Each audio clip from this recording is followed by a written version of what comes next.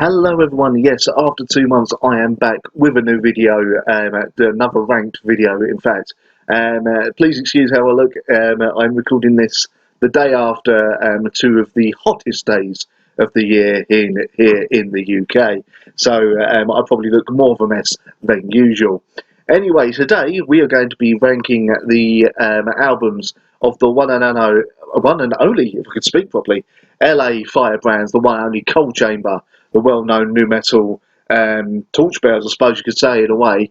It's much maligned, much loved, depending what side of the fence you go on. If you didn't like the band, chances are you're not going to be watching this video, let's be honest. For those of us who love the band, yes, this is how I would rank their albums. Now, I'm only ranking the proper studio albums full of original material, so even though I know there was a compilation album, Giving the Devil His Due, that won't be on this list. Consider that essentially a number 5, because the 2 new tracks on there were very good, but the rest of it was just remixes and alternative takes and stuff and live tracks, and it's not really an album, but worth picking up if you do indeed like Coal Chamber, or getting into the band through, say, this video, and find that you really like the material and want to hear more.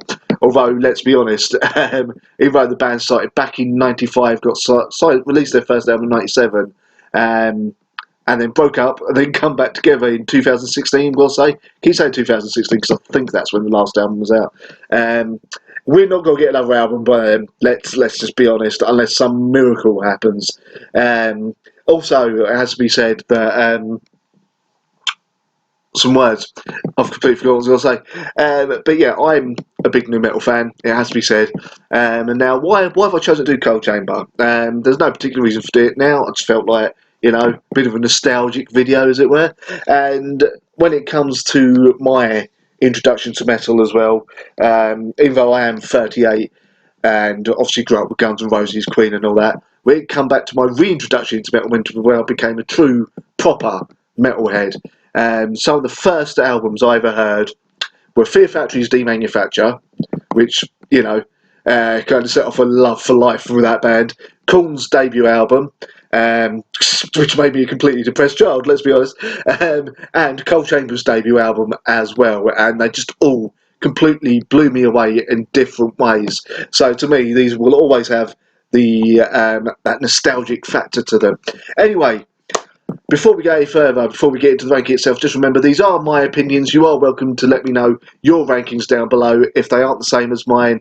But again, these are my opinions. No reason to attack myself or anyone else in the comment over it. If you don't like the band, then don't attack myself or anyone else over it.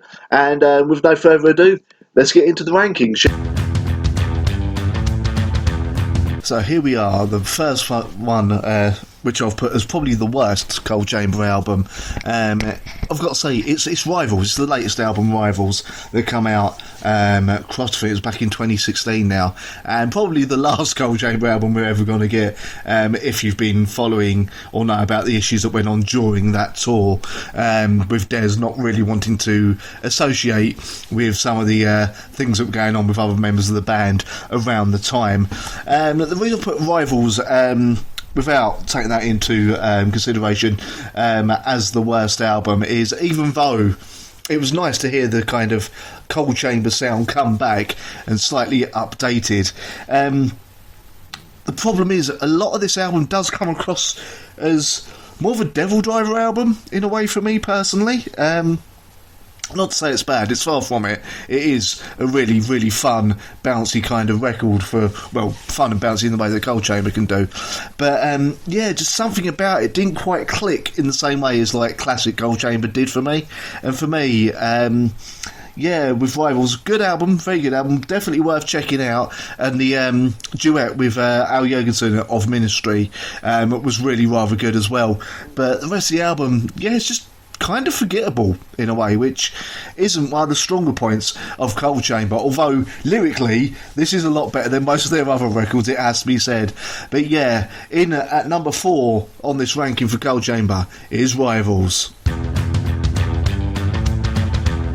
In at number 3 is their second album, Chamber Music, an album that at the time got a lot of undue hate, really. Even though the first album got a lot of sort of praise at the time and all that, coming out at more the beginning of the entire nu metal phase, Cold Chamber tried to kind of evolve their sound, including more kind of gothic elements to it, while keeping that more hardcore, bouncy nu metal sound. And for some reason, a lot of publications and all that at the time didn't really gel with it, and admittedly, it didn't help that they called their sound spooky core at the time, which is a little bit, I mean, come on guys, there's got to be a better name for it. But it's just quite a really quite enjoyable album. It's aged better than you would think as well. Admittedly, I've got the Digibook edition, and the Digibook edition has 2 extra tracks, which makes it quite a lengthy and meaty 18 tracks long. But all in all, they incorporated new elements. Des was singing on a few bits as well, and he doesn't have too bad a voice. I mean, it's not going to be the best singing voice you ever hear, but it helps give variety to the songs and to the albums as well. And the rest are as good and bouncy and like heavy as ever, as heavy as nu metal could be anyway. And really, yeah, this really was quite maligned, but it's not the best, which is why it's at number 3 here on this list. In at number 2 is the third album, the last Cold Chamber album for a good 12 or so years, possibly even 14 years, if I've got the release date of Rivals right in my head, and that is the one only Dark Days, which had some of their biggest, well, one of their biggest hits, which was of course Feed, which is an awesome banger of a tune, as the kids would say these days. I know, I'm old, deal with it. And although this had again a sort of, this kind of brought back the elements, the heavier elements of the first album that a lot of people loved, while also incorporating more of the evolution from chamber music, while not making it quite as kind of what's the word, cheesy, I suppose, in a way, because some of those elements on chamber music were quite cheesy. Well, they worked for me, so what can I say, I'm a freak. But yeah, this album, obviously it had Fiend on there. It did have Rowboat on it, which admittedly did kind of vaguely borrow the riff from Break Stuff by Limp Bizkit for it. Whether intentional or not, you can't really deny it is like only a couple of frets off of being the same tune. Lyrically, again, the band have improved. The songs are even more anthemic on this album, and all in all, I mean, this is a great album. I mean, if you've got to start with Cold Chamber, I would say either choose this or my number 1 pick. And all in all, yeah, this was an album that should have got bigger than it did. Unfortunately, there was a lot of internal tension. This led to the band breaking up the first time. But all in all, yeah, in at number 2 on my ranking for their albums, the one and only Dark Days.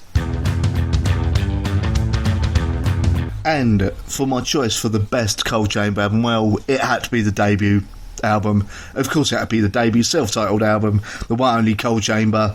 Quite an iconic album in a way, really. I mean, that cover with the ice cream truck and the creepy ice cream man, absolutely iconic. And the sound as well, bear in mind this came out in 97, so nu metal was really only just starting to really gain pace.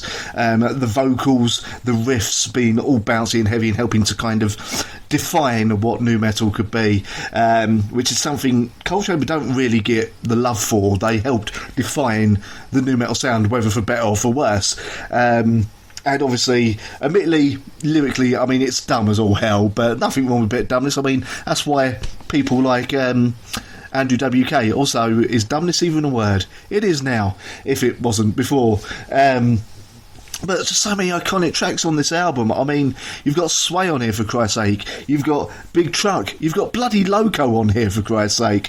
Just every tune on here, absolutely iconic in a way, to those of us who liked the nu metal, that is. Absolutely brilliant live as well. Let's face it, when they played live, even like on the last album tour, most people were probably there mostly for tracks from this album, along with like, these are proper like club classics in there, like from around the late 90s, early 2000s. And although yes, admittedly, they were probably known more for their interesting fashion choices, they produced an absolute, what I believe to be a classic of metal and nu metal here. Now, you are free to argue with me in the comments, as always, about your rankings, but if you do rank them a bit differently, just stick your ranking in the comments below and let me know. But yes, number one for me is that classic self-titled.